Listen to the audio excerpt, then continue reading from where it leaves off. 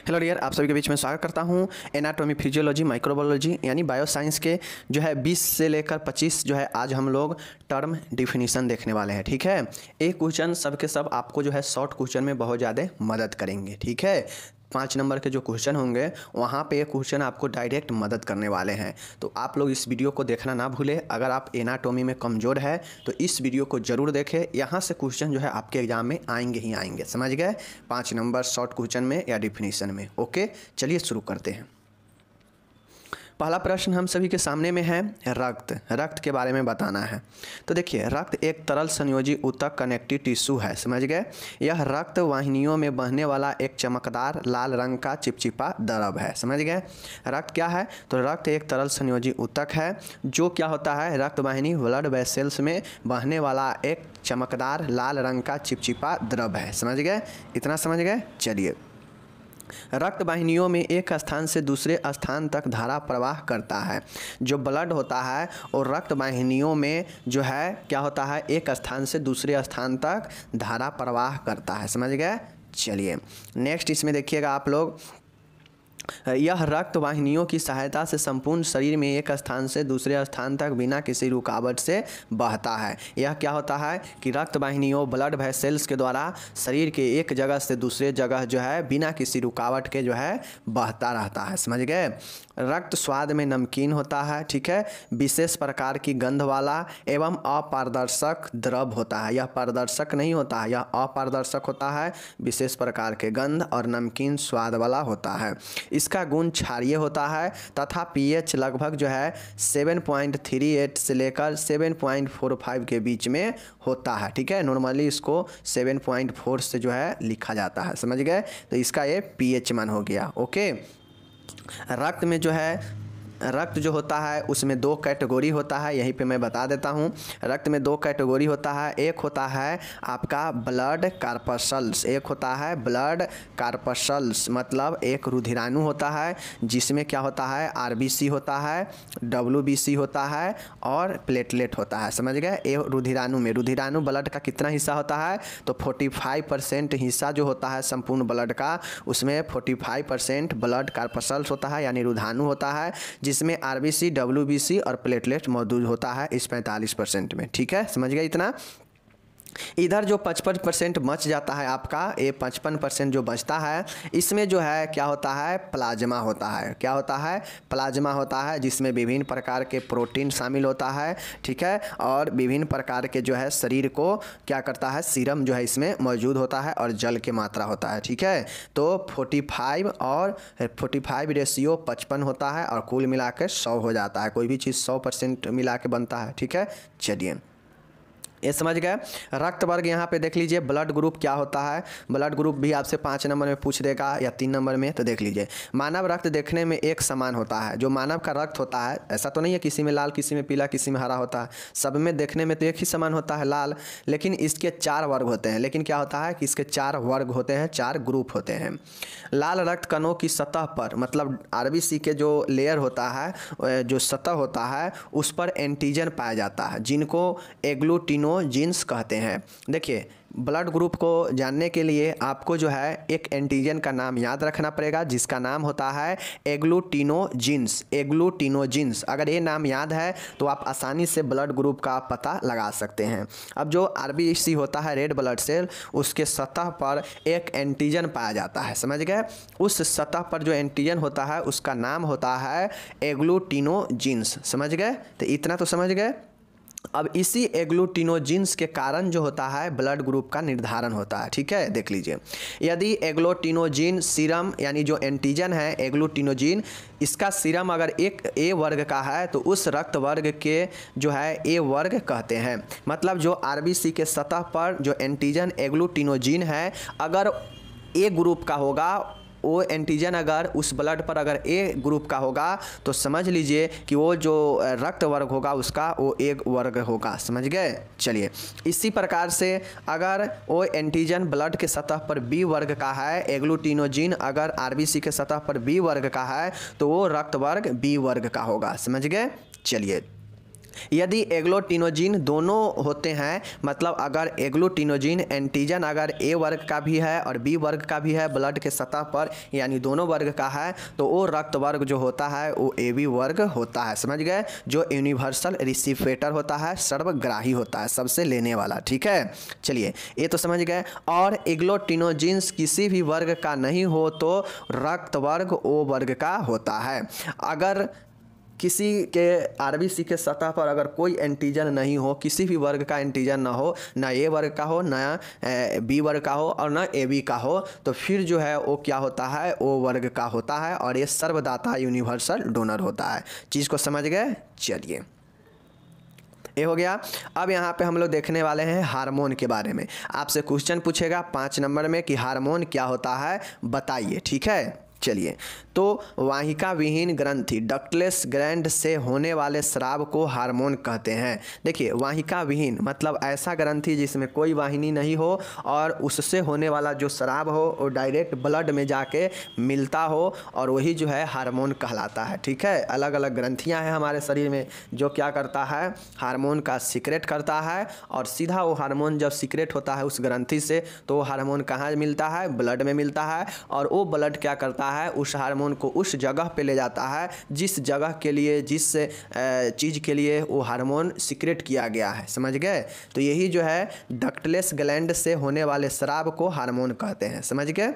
चलिए, किसी भी अंतस्रावी ग्रंथि से स्रावित हो रक्त के प्रवाह में विलीन होकर शरीर के किसी भी अंग विशेष इसलिए कहा गया है क्योंकि जो ग्रंथियाँ, जो हार्मोन होता है वो सभी अंगों के एक विशेष कार्यों के लिए जो है स्रावित होता है। ठीक है, में पहुंचकर हार्मोन की क्रिया उस अंग की लक्ष्य कोशिकाओं पर ही होती है। इसलिए विभिन्न अंतस्रावी ग्रंथियों के विभिन्न हार्मोन के विभिन्न लक्ष्य स्थान होते हैं। ठीक है, तो ये तो हो गया आपका हार्मोन। हार्मोन के मतलब क्या समझे कि हार्मोन जो होता है वह एक डक्टलेस ग्लैंड मतलब वाहिका विहीन, जिसमें कोई जो है नली नहीं होता है, कोई वाहिनी नहीं होता है, और उससे जो स्रावित होने वाला जो पदार्थ होता है वही हार्मोन होता है। ठीक है, किसी भी अंतस्रावी मतलब कोई भी एनी एंडोक्राइन ग्लैंड से स्रावित होने वाला जो चीज़ होता है वो सीधे रक्त में विलीन हो जाता है और शरीर के किसी भी अंग में उस विशेष स्थान तक, उस विशेष अंग तक वो हार्मोन का क्रिया होता है,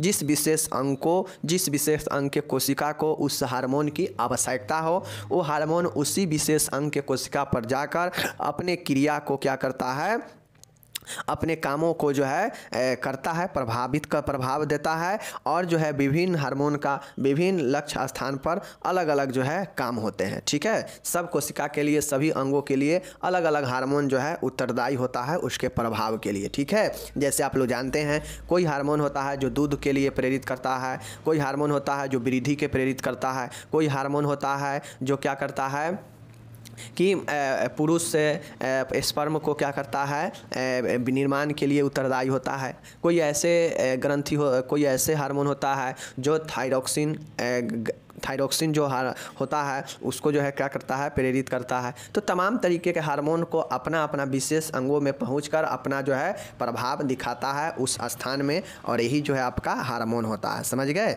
चलिए, अब देखिए यहाँ पे हार्मोन जो होता है वो क्या होता है, वह एक रासायनिक प्रभाव दिखाता है, इसलिए शरीर में हार्मोन के बढ़ने से कमने से जो है मनुष्य को प्रॉब्लम होता है। ठीक है, चलिए, मासिक स्राव मेंस्ट्रुएशन क्या होता है देख लीजिए।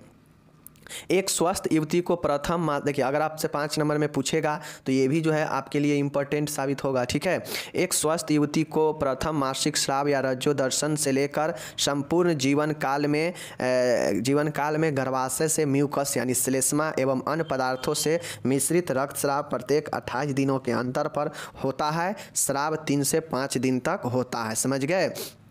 देखिए, मासिक स्राव क्या होता है, तो एक स्वस्थ युवती मतलब एक जो हेल्थी जो गर्ल होती है उसमें ये 12 से 16 वर्ष की आयु में शुरू होता है।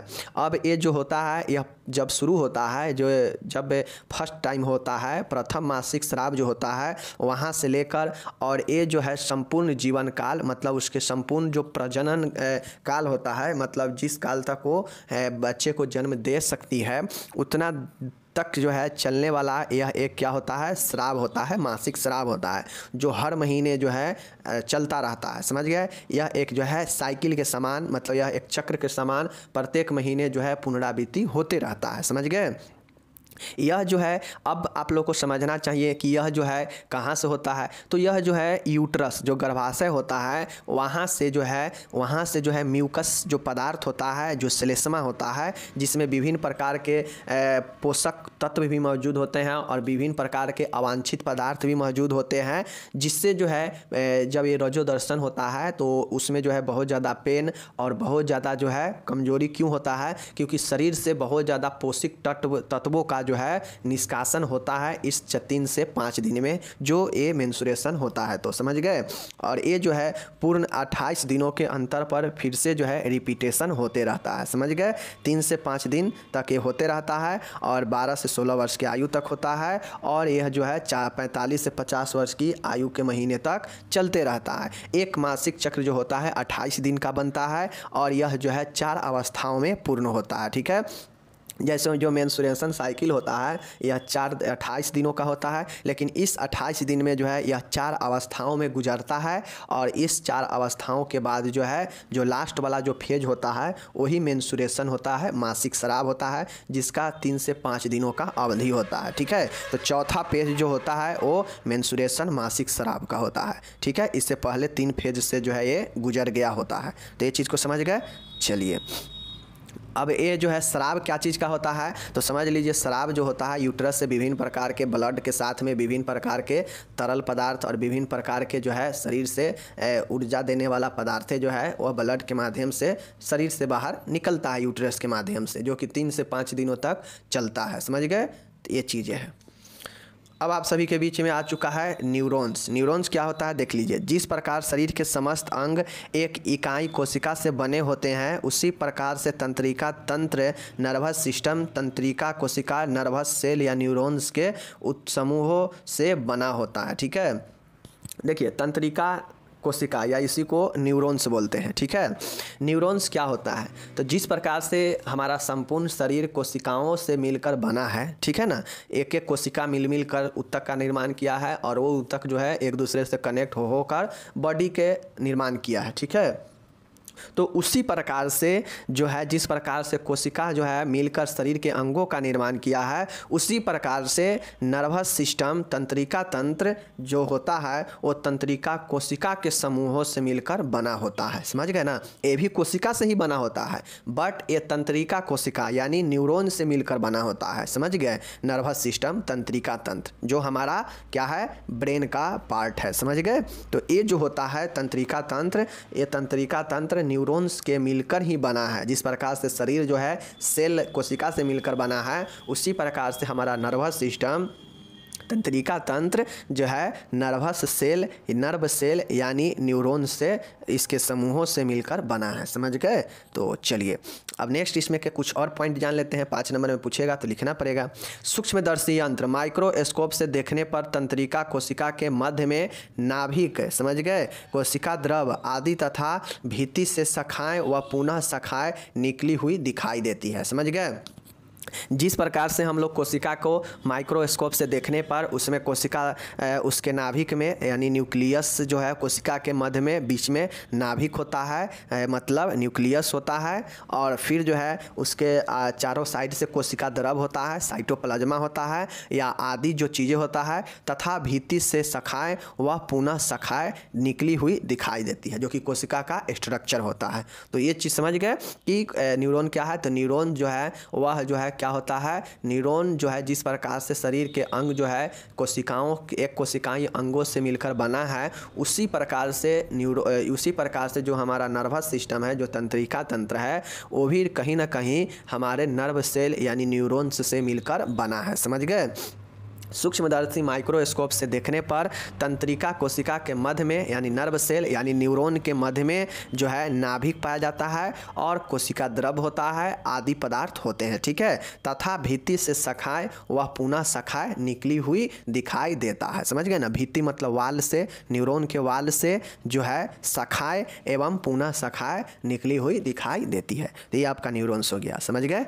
चलिए अब माइक्रो ऑर्गेनिज्म के बारे में हम लोग यहाँ पे देखते हैं। सूक्ष्म जीव ऐसे जीव होते हैं जिन्हें नग्न आँखों से नहीं देखा जा सकता है, किसी उपकरण विशेष तथा सूक्ष्मदर्शी से ही देखा जा सकता है। ये 1 मिलीमीटर से छोटे या 1 मिमी के हजारवें भाग तक के आकार के होते हैं। ठीक है, देखिए एक इतना छोटा होता है, समझ लीजिए यह 1 mm से लेकर यह एक जो है मिलीमीटर, एक जो है mm से लेकर यह 1 mm के हजारवें भाग, समझ रहे हैं ना कि हजारवें भाग, समझ रहे हैं कि यह 1 mm के हजारवें भाग के आकार का होता है। समझ सकते हैं कितना छोटा होता है। तो इसको नग्न आँखों से देखना संभव ही नहीं है, इन्हें नग्न आँखों से नहीं देखा जा सकता है। और यह एक जीव होता है जिसको जो है हम नग्न आँखों से नहीं देख सकते हैं, तो इसके लिए एक विशेष उपकरण तथा सूक्ष्मदर्शी से ही देखा जा सकता है, जो 1 mm से लेकर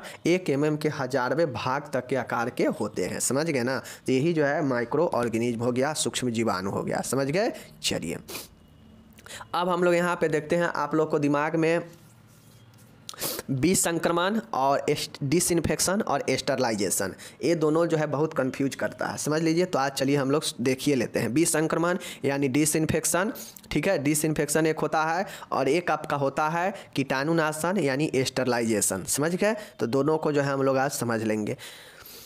देखिए विसंक्रमण डिसइंफेक्शन को पहले देखते हैं। सूक्ष्म जीवों अथवा उनके जीव विषों को शरीर से बाहर भौतिक एवं रासायनिक पदार्थों के उपयोग द्वारा नष्ट करने की प्रक्रिया विसंक्रमण कहलाती है। ठीक है, ये पदार्थ क्षयकारी एवं विषैले होते हैं, इसलिए इनका ऊतकों पर प्रयोग नहीं किया जा सकता है। इनका उपयोग जीवहीन सतहों पर होता है। ठीक है, देखिए विसंक्रमण डिसइंफेक्शन क्या होता है कि जैसे कोई इन्फेक्शन है उसको जो है यह क्या करता है, यह एक प्रक्रिया है जिसमें भौतिक और रासायनिक पदार्थों का उपयोग करके सूक्ष्म जीवों को तथा या उसके जीव विषों को यानी उसके प्रभावों को जो है क्या किया जाता है, नष्ट किया जाता है। समझ गए, उपयोग करके नष्ट किया जाता है। इसमें रासायनिक और भौतिक और रासायनिक दोनों पदार्थों का उपयोग करके। समझ गए। ये पदार्थ क्षयकारी एवं विषैले होते हैं। यह क्या होता है, ये जो पदार्थ होता है डिसइंफेक्शन वाला, यह क्षयकारी और विषैले होते हैं, इसलिए जो है इसका उपयोग ऊतक मतलब टिश्यू पर नहीं किया जाता है। इसका उपयोग जीवहीन मतलब जो जिसमें जीव नहीं हो उसमें उसके सतहों पर प्रयोग किया जाता है। ये जो हो जाता है डिसइंफेक्शन विसंक्रमण। ठीक है, अब यहाँ पे देखिए कीटाणुनाशन है। ठीक है, कीटाणुनाशन को समझना जरूरी है। कीटाणुनाशन स्टेरिलाइजेशन, कीटाणुनाशन का अर्थ है सतह एवं वस्तुओं से सभी प्रकार के सूक्ष्म जीवाणुओं जो हानिकारक है या नहीं है को मार देना। ठीक है, कीटनाशन द्वारा खाना, दवाई, शल्य चिकित्सा में प्रयोग होने वाले औजार को भी विसंदूषित कर सकते हैं। ठीक है, देखिए कीटाणुनाशन जो है पूर्ण तरीका से क्या करता है कि यह जो है चीज़ों को नष्ट कर देता है। कीटाणुनाशन पूर्ण तरीका से जो है क्या करता है, चीज़ों को नष्ट कर देता है। बट जो डिसइंफेक्शन होता है यह जो है सतह पर ही काम करता है। बट ये जो होता है क्या करता है, कीटाणुनाशन जो करता है यह सतह के साथ साथ वस्तुओं पर भी प्रभाव दिखाता है और वहाँ मौजूद सभी हानिकारक हो या नहीं हो उसको जो है सबको यह मार देता है, माइक्रो ऑर्गेनिज्म को। समझ गए। यह जो है विभिन्न प्रकार के शल्य चिकित्सा में प्रयोग होने वाले औजारों, दवाइयाँ, खाना, ये सबको जो है विसंदूषित यानी डिकॉन्टेमिनेट कर सकता है। समझ गए, मतलब जो है साफ कर सकता है। लेकिन जो डिसइंफेक्शन है यह क्या करता है कि यह जो है रोकता है प्रभाव को, जो है उसके जो सूक्ष्म जीव होते हैं उसके प्रभावों को रोकता है। ठीक है, या फिर जो है यह विषैला होने के साथ ही यह ऊतकों पर उपयोग नहीं किया जाता है। यह सिर्फ जो भी जीवहीन सतह होता है वहीं पे इसका उपयोग किया जाता है। ठीक है, तो ये चीज़ समझ गए। लेकिन ये जो होता है स्टेरिलाइजेशन होता है, इसका उपयोग जो है सूक्ष्म जीव के सतह पर और उसके वस्तु पर सब जगह जो है इसका होता है। समझ गए। जैसे देखिए रहे हैं खाना, दवाई, शल्य चिकित्सा में प्रयोग होने वाले औजार को भी विसंदूषित कर सकते हैं। समझ गए। चलिए प्रतिरक्षा इम्यूनिटी क्या होता है देख लीजिए। शरीर को उत्पन्न करने वाली कारकों अर्थात एंटीजेंस को पहचानने तथा नष्ट करने की क्षमता ही रोग प्रतिरोधकता या प्रतिरक्षा कहलाती है। अर्थात रोग प्रतिरोधकता क्षमता वह क्षमता है जो व्यक्ति को रोगों से बचाती है। ठीक है, देखिए प्रतिरक्षा इम्यूनिटी वो जो है एक कारक होता है जो शरीर में प्रवेश करने वाले बाह्य पदार्थों से सूक्ष्म जीवों को क्या करता है, रोकता है, उसे पहचानता है कि यह पदार्थ जो शरीर में प्रवेश कर रहा है जीव ये किस प्रकार का है, हानिकारक है या शरीर को जो है क्षति पहुंचा सकता है, तो उसको पहचान कर जो है उसको जो है रोकता है, यानी बीमारियों को शरीर में प्रवेश होने से रोकता है। यानी ये आपके शरीर में एक ऐसा क्षमता उत्पन्न करता है जो व्यक्तियों को रोगों से बचाता है और वही इम्यूनिटी होता है। समझ गए।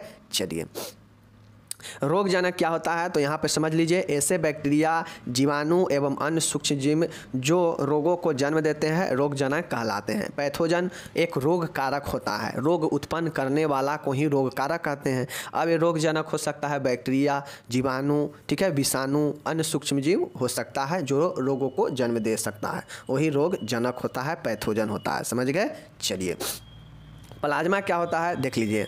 रक्त के हल्के पीले रंग के द्रव्यीय भाग को प्लाज्मा कहते हैं। पहले तो एक बात मैं आपको पहले ही बता दिया कि जो रक्त होता है उसमें 55% जो है प्लाज्मा होता है और 45% जो है वह RBC, WBC और प्लेटलेट का भाग होता है जिसको रुधिराणु कहते हैं और इसको प्लाज्मा कहते हैं। समझ गए। चलिए तो ये जो 55% भाग जो प्लाज्मा है तो ये रक्त के हल्के पीले रंग का द्रव्यीय भाग प्लाज्मा होता है। समझ लीजिए इसमें लगभग 90% पानी होता है। अब ये जो 55% जो हम देखे हैं कि 55% लगभग प्लाज्मा जो ब्लड में होता है, इस 55 में लगभग 90% जो है पानी ही सिर्फ होता है। समझ गए ना। ये 55% जो प्लाज्मा का भाग होता है ना, इसमें 90% जो है जल ही होता है। समझ गए।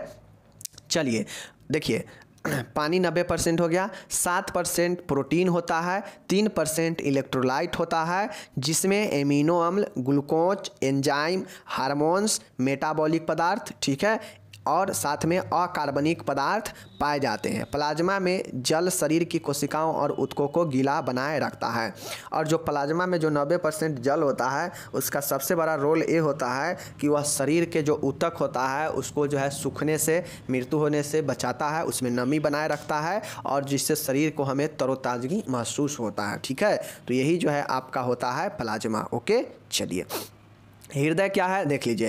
हृदय रक्त परिवहन संस्थान का प्रमुख अंग है। हृदय क्या है, ब्लड सर्कुलेटरी का एक बहुत ही प्रमुख अंग है जो खोखला, संकुचनशील, ठीक है, 4 खंडों वाला, समझ गए, जिसे राइट वेंट्रिकल है, लेफ्ट वेंट्रिकल, ठीक है, राइट वेंट्रिकल और लेफ्ट वेंट्रिकल, ठीक है, ये 4 खंड होता है।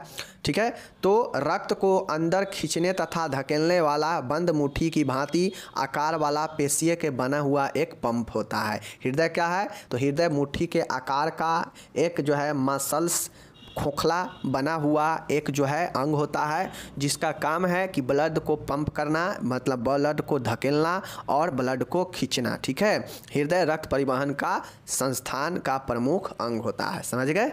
चलिए धमनी क्या होता है देखिए। शरीर की सभी धमनियां की दीवारें लचीले व मजबूत ऊतकों से बनी होती है। यह हृदय से रक्त को जो है कोशिकाओं तक पहुंचाती है और जो आर्टरी जो धमनी होता है यह हृदय से शुद्ध रक्त लेकर संपूर्ण शरीर तक पहुंचाती है। लेकिन यहीं पे बात करेगा महाधमनी का, यहाँ पे बात करेगा पल्मोनरी आर्टरी का, पल्मोनरी धमनी का। तो समझ लीजिए कि पल्मोनरी धमनी में जो है अशुद्ध रक्त हृदय से फेफड़ा में जाता है शुद्ध होने के लिए। ठीक है ना, और उल्टा करेगा पल्मोनरी वेन कहेगा तो वहाँ पे शुद्ध रक्त होता है। समझ गए। तो ये चीज़ें याद रखिएगा। ओके।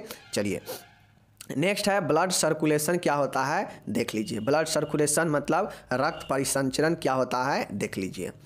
रक्त शरीर में रक्त वाहिनियों के द्वारा भ्रमण करता है। सीधी सी बात है कि जो रक्त होता है वो हमारे शरीर में प्रत्येक अंगों तक एक वाहिनियों के द्वारा, एक जो है वेसल्स, एक नली के द्वारा भ्रमण करता है। ठीक है, रक्त वाहिनियों का समस्त शरीर में जाल फैला होता है। अब ये जो नली नुमा जो संरचना होता है रक्त वाहिनी का, महीन महीन पतला पतला एक जो नस के समान एक जो वाहिनी होता है, यह संपूर्ण शरीर में एक जाल सा बिछा हुआ है, तभी तो शरीर के हर एक अंग तक ब्लड मौजूद होता है।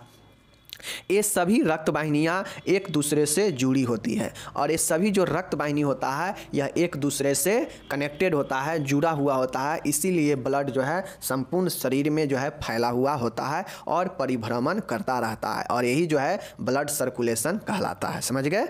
चलिए यहाँ पे एक और पॉइंट देख लीजिए, रक्त के शरीर में निरंतर संचरण करने की प्रक्रिया ही रक्त संचरण कहलाता है। यानी रक्त के शरीर में निरंतर भ्रमण करने की प्रक्रिया ही रक्त परिसंचरण कहलाता है। समझ गए? चलिए अब एक और ब्लड से रिलेटेड पॉइंट आता है ब्लड प्रेशर। ठीक है, देख लीजिए, रक्त वाहिनियों में परिसंचरण करने वाले रक्त से भित्तियों पर पड़ने वाले दबाव को रक्तचाप कहते हैं। जैसे अभी मैंने आपको बताया रक्त परिसंचरण, तो रक्त परिसंचरण किसके माध्यम से होता है संपूर्ण शरीर में? तो रक्त वाहिनियों के द्वारा, वैसेल्स के द्वारा। ठीक है, तो जो रक्त वैसेल्स जो होता है एक नली के समान मानिए, तो इसमें जो ब्लड बह रहा है ये ब्लड कहीं ना कहीं ऊपर के जो दीवार है, जो नीचे की दीवार है, इस पर जो धक्का लगता है भित्ति पर, यही जो धक्का जो है रक्तचाप उत्पन्न करता है। समझ गए? चलिए अनेक वाहिनियों में यह दबाव अलग अलग होता है जो हृदय की धड़कने के साथ बदलता रहता है। ठीक है, अब अनेक यह जो रक्तचाप होता है, तो यह जो वाहिनी पर जो पड़ने वाला दबाव होता है वही जो है रक्तचाप होता है। समझ गए? और ये हृदय के धड़कन के साथ बदलता रहता है। ओके, चलिए अब यहाँ पे एक चीज़ और देखिए, धमनी को प्रवाहित करने वाला धमनीय रक्तचाप तथा सिराओं को प्रवाहित होने वाला रक्त सिरीय रक्तचाप कहलाता है। मतलब जो रक्त धमनी में आर्टरी में प्रवाहित होता है, बहता है, वह आर्टरी प्रेशर ब्लड प्रेशर कहलाता है। और जो सिराओं मतलब जो वेन पर पड़ता है उसे जो है हम लोग वेन ब्लड प्रेशर कहते हैं। समझ गए?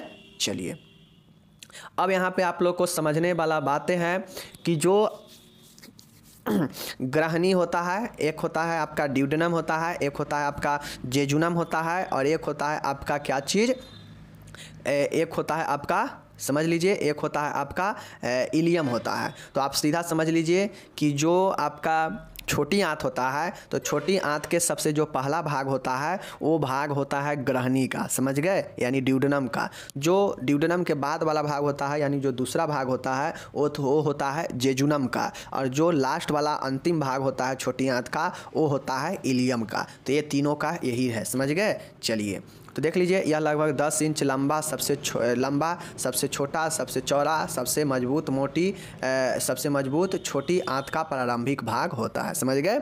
अमाशय के पाइलोरिक अंत से ही ड्यूडेनम प्रारंभ होता है जिसका चिपका हुआ स्थिर होता है। समझ गए?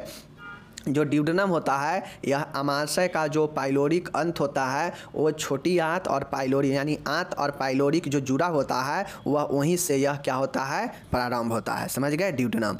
अब ये मध्यांत्र क्या होता है? मध्यांत्र इसीलिए किया जाता है क्योंकि इसकी जो लंबाई होता है लगभग 2.5 मीटर होता है। यह द्वितीय भाग होता है, जेजुनम कहते हैं। ठीक है, इस जेजुनम को रिक्त आंत भी कहते हैं। ठीक है, यह जो है कुंडली क्वाइल तथा छल्लानुमा आकार बनाती है तथा बिना किसी निशान के छोटी आंत के आंतरिक भाग इलियम में विलीन होता है। समझ गए? यह जो जेजुनम वाला होता है शुरू कहाँ से होता है? ड्यूडेनम से होता है। और यह दूसरा भाग है, इसका 2.5 मीटर लगभग जो है लंबाई होता है। यह कुंडली और छल्लानुमा आकार बनाता है तथा बिना किसी निशान के छोटी आंत के आंतरिक भाग यानी इलियम में विलीन होता है या मिल जाता है। ठीक है, अब यहाँ पे देखिए, शेषांत्र मतलब होता है इलियम। इलियम जो होता है यह जो है यह छोटी आंत का अंतिम भाग है। यह उदर के निचले भाग में दाईं तरफ जहाँ से बड़ी आंत प्रारंभ होती है यानी इलियोसिकल वाल्व स्थान पर बड़ी आंत के सिकम से कुछ इंच ऊपर की ओर जुड़ी होती है। शेषांत पेरिटोनियम की डबल परत मिजेंट्री से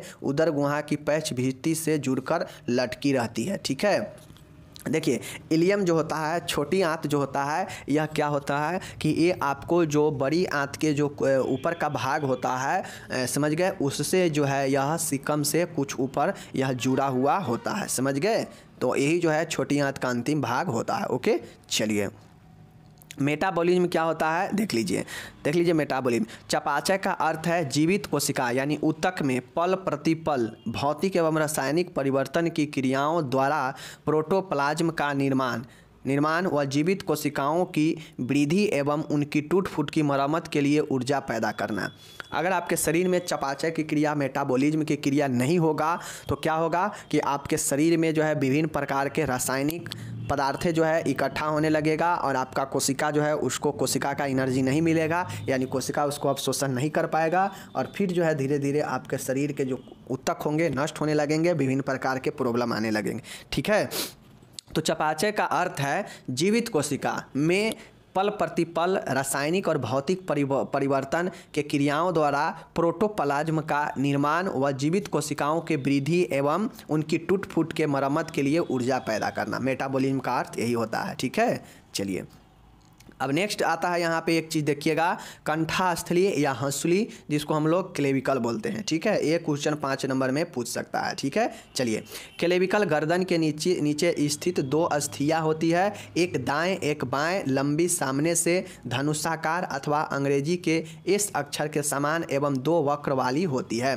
देखिए जो क्लेविकल बोन होता है वो जो है कुछ इस प्रकार से आपके चेस्ट से लेकर कंधे तक यह जो है क्या होता है, जुड़ा होता है, समझ गए। और ये जो है आपका इसे जो है बिवटी बोन भी कहते हैं, क्लेविकल बोन को, समझ गए। तो इसे जो है याद रखिएगा। यह क्यों होता है, क्योंकि यह कहीं ना कहीं सुंदरता को भी दर्शाता है, समझ गए। ये आपके दोनों साइड जो है गर्दन के नीचे यह जो है कंधा से लगा हुआ जो होता है वही जो है आपका क्लेविकल बोन होता है, दोनों साइड होता है, समझ गए। चलिए ये चीज़ समझ गए। इस अस्थि में अस्थि मज्जा नहीं होती है। इसी अस्थि के द्वारा स्कंद मेखला यानी शोल्डर या पेक्टोरल गिर्डल के सामने वाला भाग बनता है। इस अस्थि के 2 छोर तथा वक्र होते हैं, समझ गए। कंठास्थली क्या है, क्लेविकल बोन। तो क्लेविकल बोन गर्दन के नीचे अस्थि स्थित जो है 2 हड्डियां होती है। यह एक दाएं तरफ और एक बाएं तरफ सामने लंबी धनुषाकार आकृति के या फिर अंग्रेजी के एस अक्षर के समान होती है और जो 2 वक्र वाली होती है, समझ गए। चलिए इस अस्थि में अस्थि मज्जा नहीं होती है, समझ लीजिए। ये हड्डी तो है लेकिन हम लोग जानते हैं कि हड्डियों में ही अस्थि मज्जा जो होता है उसी में आरबीसी का निर्माण होता है, तो इसमें अस्थि मज्जा नहीं होती है। इस अस्थि के द्वारा स्कंद मेखला का सामने वाला भाग बनता है, यानी जो शोल्डर है, शोल्डर जो गिल्डर होता है उसका जो है भाग बनता है सामने वाला। ठीक है, इस अस्थि के 2 छोर तथा 2 वक्र होते हैं, समझ लीजिए। और यही जो है आपका क्लेविकल बोन कहलाता है। ठीक है, चलिए अब यहाँ पे देखिएगा एक और चीज़ें है, सीरा वेन क्या होता है देख लीजिए। कोशिकाओं कैपिलरीज का अंत व सिराओं का जन्म स्थान ही सिराओं की उत्पत्ति का स्थल होता है। ठीक है, सिराएं आपस में मिलकर ही सिरा बनाती है जो शरीर से अशुद्ध रक्त को शरीर के दाएं आलिंद में पहुँचाती है। ये सिराएं शरीर की त्वचा के निकट होती है। सिरा की भित्ति पतली तथा आपस में चिपकने वाली होती है। सिराओं में वाल्व होते हैं जो अशुद्ध रक्त को केवल हृदय की तरफ ही प्रवाहित करते हैं, वापस नहीं आने देते हैं। देखिए हमारे शरीर में विभिन्न जो है बहुत सारे जो है सिरा मौजूद है। ये सारे सिराओं जो है मिलकर ही वेन यानी सिरा बनाता है। अब ये जो सिरा होता है हमारे स्किन से सटा हुआ होता है, चिपका हुआ होता है। ठीक है, और ये जो सिरा होता है हमारे शरीर से जो अशुद्ध रक्त होते हैं उस अशुद्ध रक्त को हृदय तक पहुंचाने का कार्य करता है, समझ गए। और ये जो अशुद्ध रक्त होता है यह केवल हृदय के एक तरफ ही प्रवाहित करता है, वापस जो है पुनः आने वापस लौटने नहीं देता है, समझ लीजिए। तो यही जो है आपका वेन होता है, समझ गए। चलिए तो आपका यहाँ पे जो पॉइंट था आपका समाप्त हो गया। जितना भी इम्पोर्टेंट लगभग बन रहा था हमने यहाँ पे करा दिया। बाकी आप लोग जो है इस सभी को अच्छे से पढ़ लीजिए, यहाँ से जो है क्वेश्चन आपके एग्जाम में आएंगे ही आएंगे। ठीक है, धन्यवाद।